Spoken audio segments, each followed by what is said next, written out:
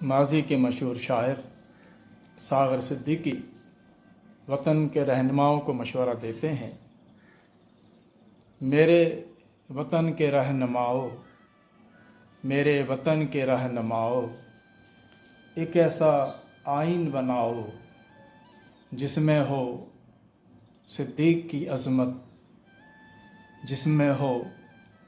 عثمان کی عقیدت، جس میں ہو فاروق کی جرت، جس میں ہو حیدر کی شجاعت، مٹ جائیں ظلمات کے گھاؤ، ایک ایسا آئین بناؤ میرے وطن کے رہنماؤ۔